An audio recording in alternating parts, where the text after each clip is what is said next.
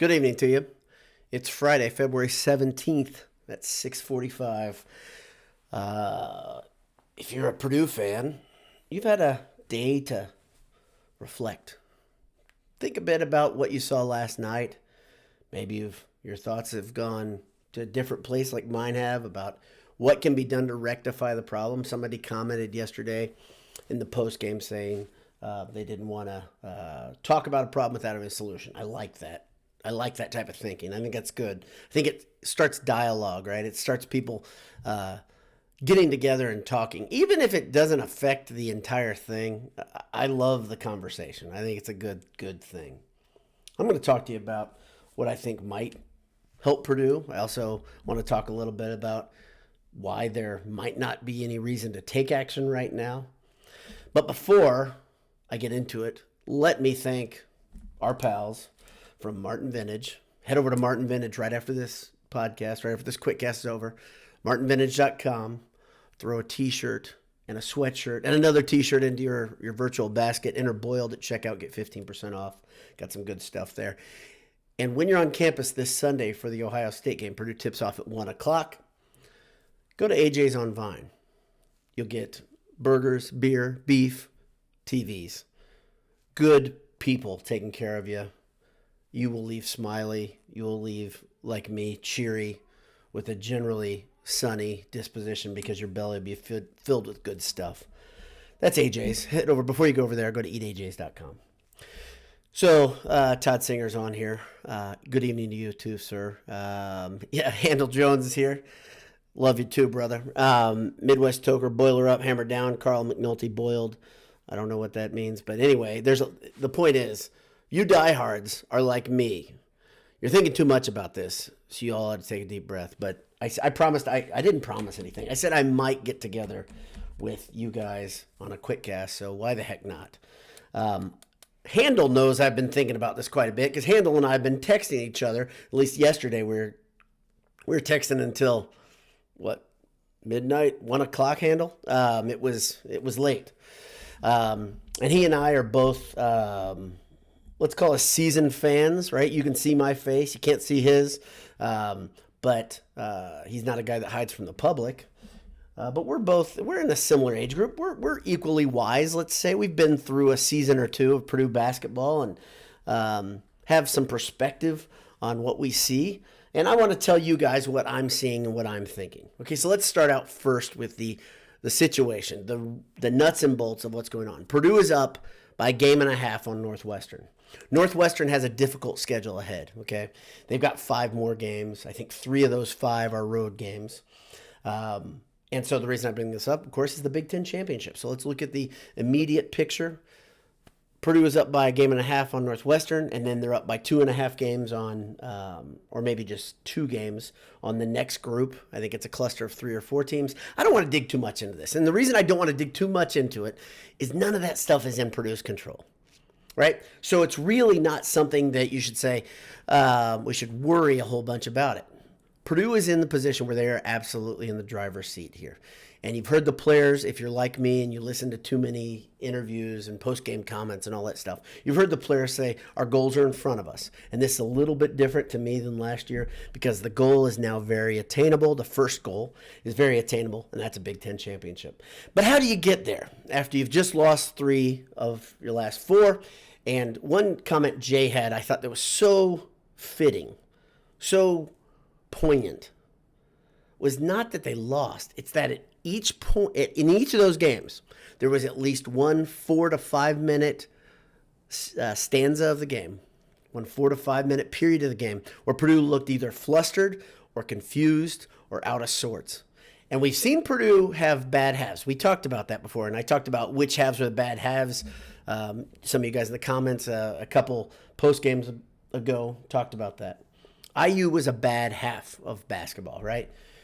The first 5-7 minutes were just chaos for Purdue. Purdue looked as bad as they've looked all season, both sides of the ball. Purdue got off of their rhythm. Purdue got away from what made them good. They had to scratch and claw back, made it a close game, lost. Whereas Northwestern, they had the game, right? They were playing their game. First half, pretty solid lead. They give up that lead, still in okay position. They fight back, and then they fall apart at the end. And Maryland, let's not forget, with 14 minutes left, I believe, 14 minutes left, Purdue had an 8-point lead. And then everything went to hell. And it wasn't really, I mean, we can blame no, I don't want to blame the Gillis technical foul. I don't want to do that because I like the fact that he's got fire in him. And I'm going to talk to you about the importance of that fire here in a second. Okay. But Purdue looked completely disheveled, a wreck, rattled. They were messed up for about 4 or 5 minutes in that game. And it wasn't just the Gillis technical. It was multiple things not going their way. It's the fact that the system looked to fail them. And I would argue the system didn't fail them. They failed the system. I think Painter's idea, his principles, the things he puts together for this team generally work. And I think the team trusts that even still. They should. After all, Purdue has 4 losses. They have 4 losses right now. Okay, and so there's a guy that got after me at Twitter yesterday, and he said, I could almost hear him condescending in just the one line of, you guys are crazy, you're overreacting, this is just 4 losses. Well, you have to look at 4 losses in the context of how they happened. Purdue has 4 losses, and if they were equally spread out over a season, you'd say, okay, no big deal. If they were all close losses, like Purdue lost 3 games in a row last year, I think. No, 2 games in a row last year. Very at the end, we talked about this. I went back and I looked because somebody's comment on Twitter, let me do this, 2017, 2018, the year that you had Haas and Vince Edwards and Dakota Mathias, P.J. Thompson. That team had a 3-game losing streak in February to begin February. And it was 2 road games and a home game. And they were all within, I think, 3 to 4 points. Okay? Wasn't a good thing at all. And that team, and I think Handel reminded me, this reminds him of that year. It feels a bit like that year. And all wasn't lost at that point. Purdue kind of duct taped it together, got ready, got into the tournament. Haas breaks his elbow, right? That's a bad potential byproduct of the way they're allowing Purdue to play right now, or the way they're allowing opponents to play. But Big Ten's not going to do much about this, okay? I have heard crickets, and I've looked, and I am listening. Is the Big Ten going to sound off on what's going on, what's been going on at Purdue? No, they're not. And guess what? The Big Ten Network, if it feels like they're enjoying it, they are enjoying this. I thought about this. I was like, why am I bothered, worried, concerned, surprised? Why am I surprised at all that the Big Ten Network isn't reveling in this? Number one, you have multiple people in studio, Revson being one of them, one of the big cheeses over there in the studio. He's a Northwestern grad, and he wants Northwestern to be in this hunt. He wants to be in the fight. This is stuff that, it goes back of almost 100 years, the last time Northwestern won a conference title in basketball. Okay? Ancient history. But bigger than that, I think those guys at Big Ten Network, those girls at Big Ten Network, the entire team, what they want is they want a fun story down the stretch. They don't give a damn about Purdue. And I've said this forever. Purdue is part of the conference, and the stories they really like are the nameplates. Michigan, Michigan State, Tom Izzo. That's the guy you can rally around. And the media does like Matt Painter. I completely agree with that. But Big Ten Network did not want Purdue to run away with this. A couple things have fallen against Purdue, and guess what's happening? Now they've got a storyline. It's getting close. But if Purdue handles their business the next 2 games, they are in tremendous shape. Tremendous shape. As you let the other dominoes kind of fall. If Northwestern gets on a tear, then you got to win out, right? Got to win out. And I think Purdue should go into this 4-game stretch thinking, let's try to win out. But how do you do it? How do you gather things? How do you circle the wagons? However you want to say it, how do you make things better? In my opinion, you guys who listen to me regularly, you know I'm not somebody who sits back and waits for things, not in my personal life. Some people do, some people don't. But I would be a person that would take action. Okay, and how I would take action is quite simple. I would shuffle the starting lineup. Painter has said this all season. Sometimes guys don't play and sometimes guys sit on the bench, not because they're getting punished, but instead it's because the other guys need to get in there. He needs to do what's best for Purdue basketball at that moment. In my opinion, one of the best things he can do right now is possibly shield lawyer a bit from what's happening. If Lawyer has hit a wall, which it feels like he has hit a wall, I don't think you can even say he hasn't hit a wall. Lawyer's hit a wall. He is not the productive player that he was from a couple weeks ago. Is he a bad player? No. Is he doomed? No. But right now, other teams have figured out they are handling him exactly like Sasha last season. Teams figured out last season, if you take away Stefanovic from Purdue, all of a sudden the offense becomes just two guys, and you can handle two guys with double teams and helps. When it's three, it gets really, really difficult because now you're having to draw someone away from Purdue's big men.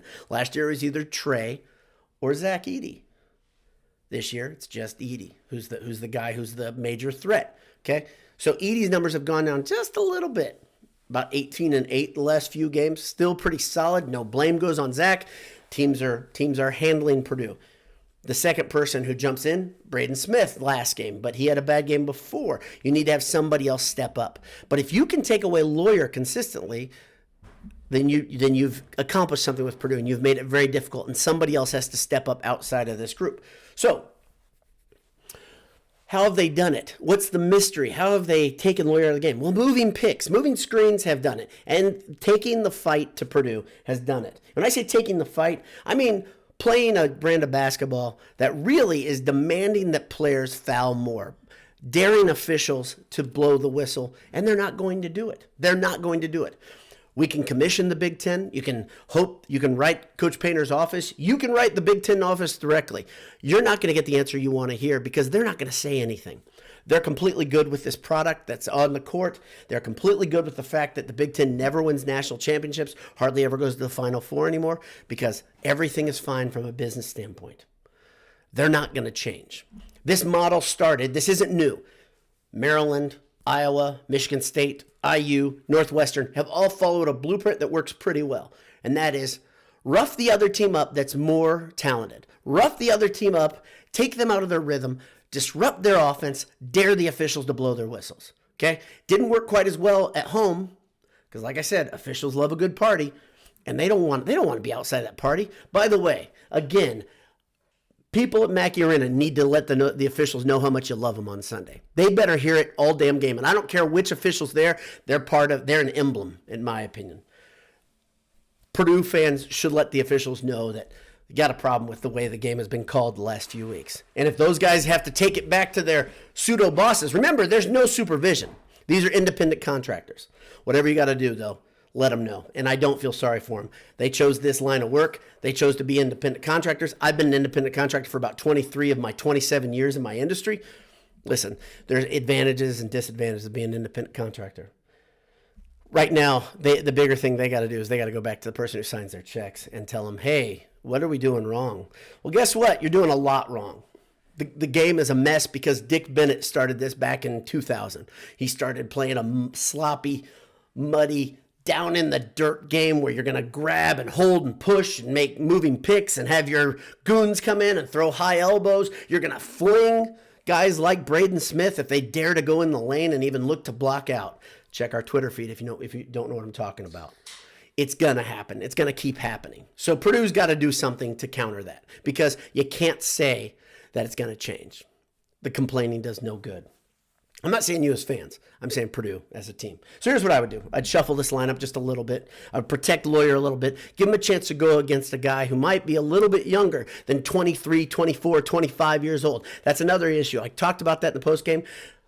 Lawyer and Smith are going up against men. Okay, and they are going up against guys night in, night out because of the stupid eligibility rules with the NCAA right now. Guys are playing a long time thanks to COVID, thanks to other factors, but you got to do something about it. So what I would do is I'd say we're going to put men on the court. If you're going to come at us with a physical brand of basketball and this is what we're going to expect, damn it, we're going to come back at you with a fist. And I mean that figuratively, or maybe I mean it. You get crafty. You play tough. You play mean. And you let Purdue toughness again define the damn program. And here's how you do it. You put Gillis back in the lineup. And a lot of people are saying, we got 4 fouls in 18 minutes. I want Gillis to go in there and do what he does. I'd unleash this guy. I would take him off the chain and say, you know what? You get in foul trouble. If you get too early, we're going to do the same thing we do as Purdue. We're going to pull you and put the other guys in. And guess what we're going to put in? We're going to put in the normal starter. Do you see my point? If you get the 2 fouls, fine. Here comes Caleb first. Okay, so I would put Gillis back in the lineup, and that gives First a chance to do what he's been so good at, which is you don't have to run the offense through him. You don't have to run it around him. He's just going to make points, and he's going to do the little things. First has been solid. First is not being punished, but Gillis being in there is a counterpunch to what they've been doing to Purdue for the last month. Okay, so your starting lineup will look like this: Edey, of course, Gillis, Smith, Morton, and then Jenkins. And the reason I would put Jenkins, again, I'm saying do this so you say we're going to physically counteract the things that have been done to Purdue. You refs aren't going to call it. You're going to let moving high screens, guys throwing their knee out, throwing elbows up at the top of the key. Well, we've got a guy who looks like he's built like a halfback, and he's old too. And guess what? Our 23, 24-year-old, we're going to come right back at you with one of ours. Is Jenkins the technician, basketball-wise, that Lawyer is? No, he's not. He's not. Is Jenkins a pretty smart player? He is. And guess what he also is? He's a guy who understands duty, and he's done it for Purdue this season, and he can do it again. You put him here, and now you say, okay, you're going to your natural position. You're going to be out on the side. We're going to run action for you. You're going to get a chance to get looks. Let's see if it works. And if it doesn't work, guess what? Here comes the guy who's been starting the entire season. He's still there. He's doing well. He's had a chance to take a deep breath. And this time he gets to come in against your second best shooting guard on defense. I kind of like this idea. Okay, last one thing. I think I put a lot of content in here in these 16 minutes. You can let me know in the comments what you think, if you think I'm just a windbag, but that's okay. I'm wound up regardless. Lastly, and I put this on Twitter, and I want to ask the question. I think it's something just to think about. The top 5 this year has been, especially the top ranking, has been a bit of a revolving door, regardless of who you are in college basketball. And I thought right away, Kansas lost 3 games in a row. Kansas lost 3 games to 3 ranked teams, right? So it's a little different than what Purdue has gone with their losing 3 of 4. Purdue's teams, only 1 was ranked. It's funny. Purdue loses. Everybody says on Twitter, Purdue sucks. Okay, great. Purdue sucks. Fine. Then why do you keep rushing the court on them? Why do you keep doing it? Oh, that little number. It's really special. It's really fun for the students. Okay, let's make up our mind. Either Purdue sucks or they don't. But regardless, you can't have it both ways. Okay? So let's just say Purdue's not very good. They're the worst 23-4 team in America.